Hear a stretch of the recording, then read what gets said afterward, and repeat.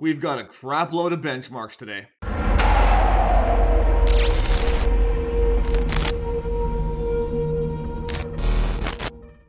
Hey guys, welcome to Frame Chasers. And back by popular demand, today we're going to be doing more CPU scaling for the, bottleneck benchmarks for the 3080. I'm also recording this video using the 3080, the background blur feature, and RTX voice. Doesn't this look sick? This free little download upped the production quality of my videos by 100-fold. This is so awesome. And you can't hear my wife screaming upstairs anymore.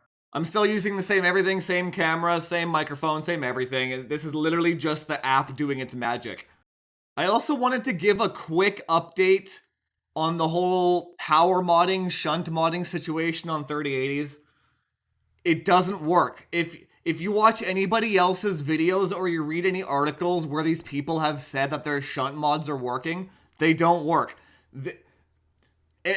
When they say 2% increase, it's placebo. It's still hitting some mystery power limit. Let me show you a screenshot here. When I was doing all that, Buildzoid actually released a Zotac 3080 PCB analysis video.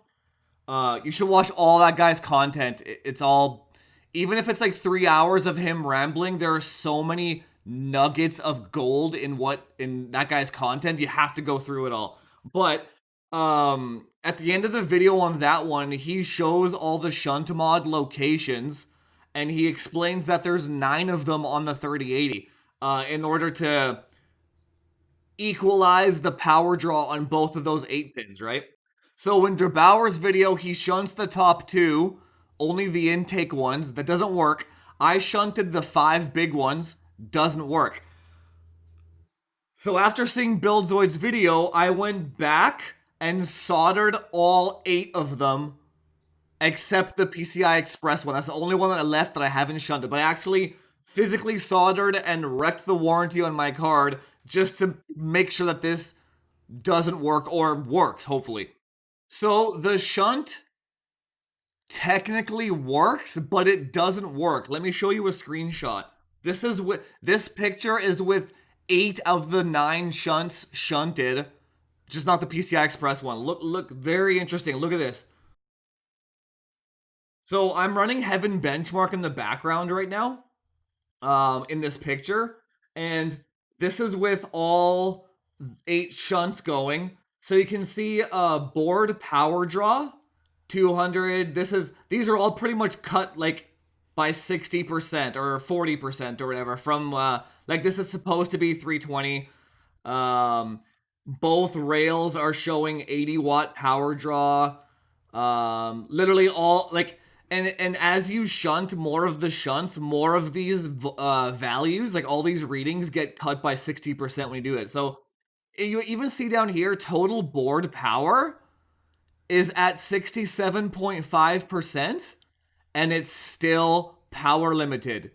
There's still a mystery sensor or a mystery power reading on the board, not allowing the shunt to work. Literally every single sensor that the card has is shunted properly, but it's still power limited. It will not allow it to go any higher than 320 watts. And that's just a fact. It doesn't matter what you read online. It does not work right now. So my theory on that, I don't want to take too long on this. My theory on that is it has something to do with the BIOS, the release BIOS, and I think it ties into why the power slider doesn't work. So if the board, or not the board, if the GPU is reading its power sensor from somewhere else on the board that you can't shunt, and if you go into Precision X1 or Afterburner and you increase the power slider, the power slider is meant to increase the total board power, that 67% number that I showed you. And that has that slider and that sensor has no bearing on what's being power limited, and that's why it doesn't work right now.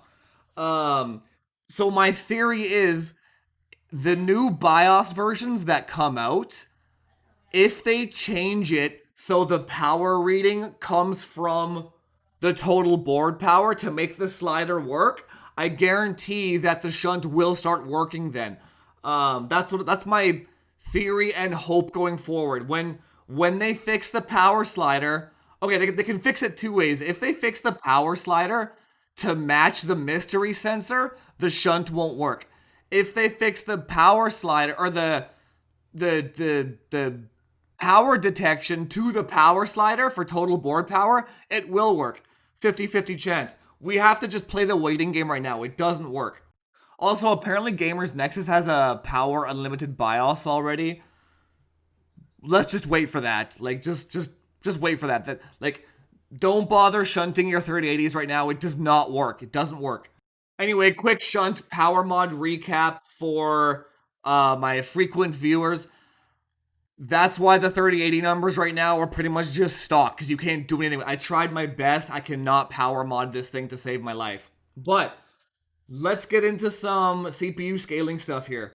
So everyone really enjoyed that last video with the core count scaling. Had a lot of comments or a lot of requests in the comment section for clock speed scaling. So that's what we're going to be doing today. So I got my 10900K. I left it at 10 cores for all the benchmarks.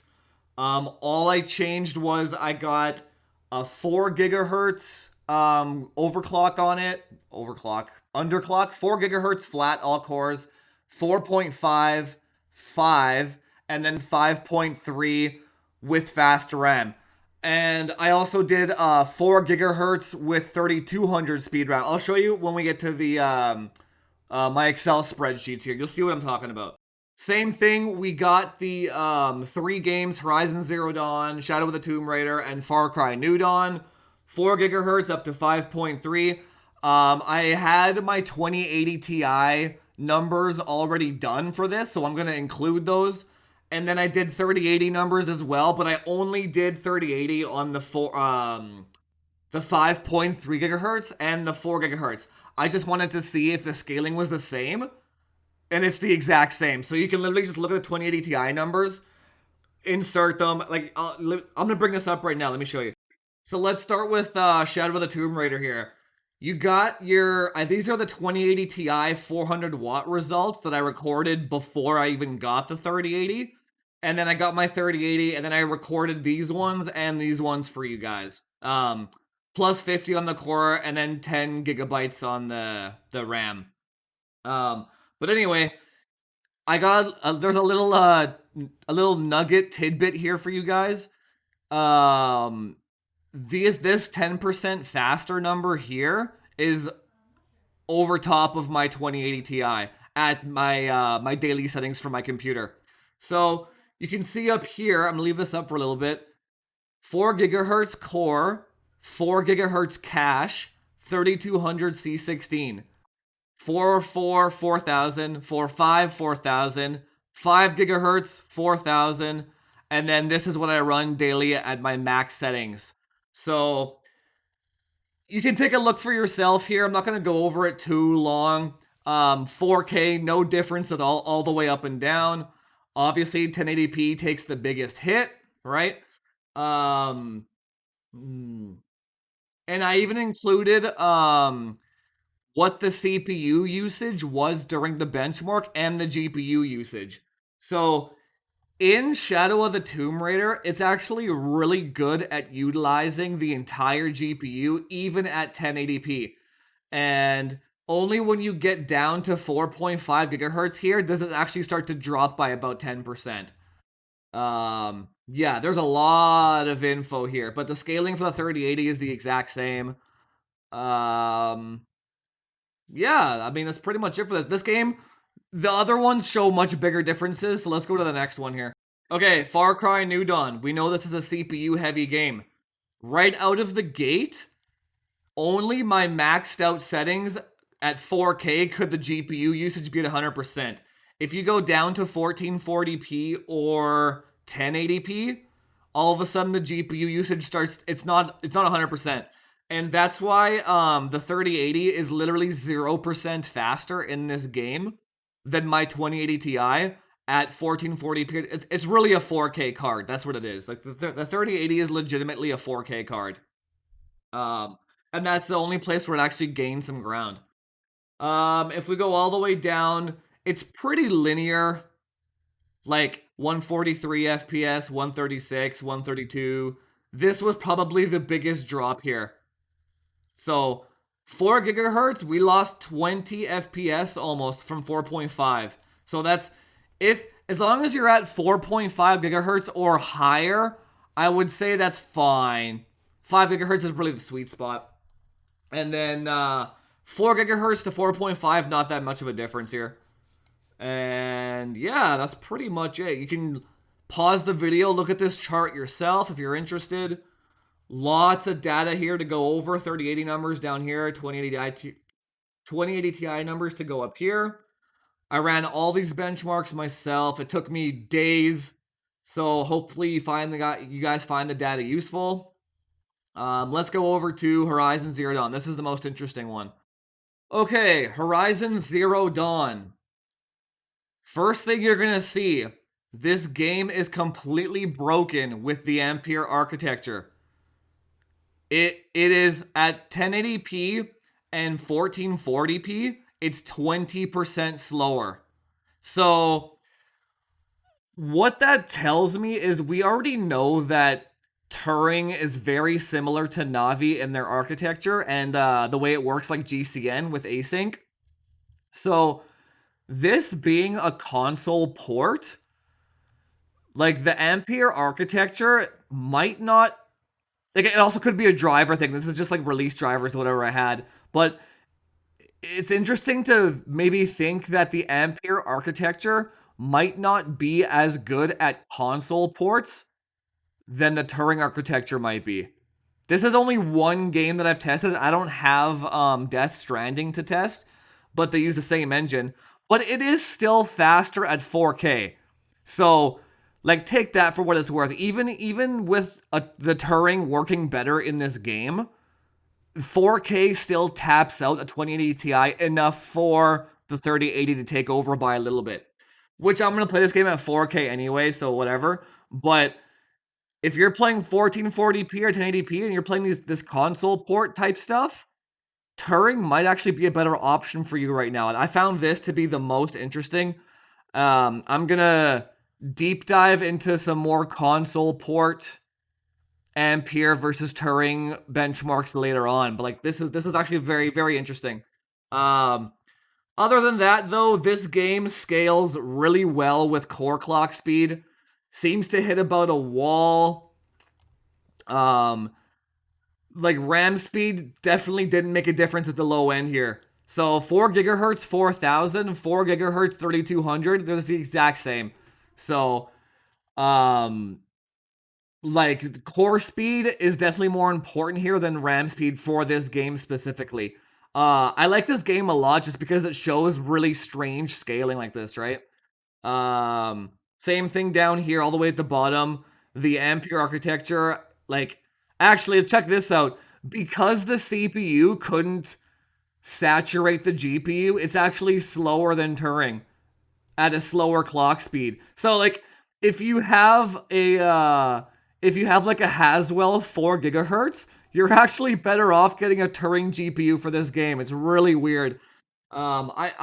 I'm sure they'll fix that eventually in the drivers or whatever, but right now Horizon does not like Ampere at all. But yeah, feel free to pause the video if you want to see these results for GPU load, CPU load, etc. for this game. Again, linear scaling across all the resolutions except 4K. 4K is still maxed out regardless. All right, that's it for this one. Let's go back. So what can you take away from both these videos then? It seems like in the middle on both of those videos is where it starts to get diminishing returns. So after 6 cores and 12 threads is diminishing returns. Eight physical cores seems to be the sweet spot. So like if a 97 to 100K right now. And for core counts, I mean, so 8 cores, no hyperthreading is a really good sweet spot. Um, and for clock speed, it seems like 4.5 gigahertz with 4000 RAM is the sweet, like right in the middle on both of those. So if you go up from those, you get diminishing returns. If you go down from those, it goes like this really fast as well. So if you have an 8706 core, 12 thread, 8 core, no hyperthreading, as long as you have, I would say, 3600 RAM, C16, that would be a good sweet spot as well. Um, yeah, that then you're fine. You're not gonna bottleneck a 3080. Hell, at lower resolutions like 1440p and 1080p, the 2080 Ti is already bottlenecked by a 10900K at 5.3 gigahertz and 4300 RAM. Like that is my balls out daily settings that I use for my games. Um, and my 2080 Ti is still waiting for my CPU to catch up. So what does that tell you? Like if you're playing at 1080p or 1440p, don't really worry. Like don't worry about bottlenecks in general. So like the fastest CPU in the world is gonna bottleneck 1080p. 1440p is still kind of bottlenecked by a 3080, and then 4K nothing bottlenecks it at all. So like if there was like an 11900K or something like that, and it would like not bottleneck it, like maybe 11th gen will be like that. Maybe the IPC increase will be so high that it can drive more FPS at 1080p. Maybe that's Intel's game next generation. I don't know. But as of right now, everything's bottlenecked. Everything and nothing is bottlenecked. So that's it for this one. The reason I didn't do an RTX one was Hardware Unboxed just did one. Gamers Nexus just did a PCI Express 4.0 one. I don't have to redo their work. It's all good. I do have a really good idea for the next video though. It's gonna be really niche, but it's a gooder. Subscribe to find out what it is though. But if you did find the content useful, hit that subscribe button. We're almost at 1,000, and I can't believe how fast I'm growing. It's insane, and I'm so happy that everyone is finding my content so useful. Dream come true, 100%, 100%. We'll do something special when I hit 1,000. I don't know what yet, but we're almost there. Hit the subscribe button. We're gonna get to 1,000, and we're gonna do something special. Hopefully you guys like the content. Like, share, subscribe, do all the YouTube SEO stuff for me. If you still have more 3080 ideas that you want to do, post it or comment down below what you want me to test for you. I'll totally do it for you, no problems. And I'll see you guys in the next one. Talk to you later.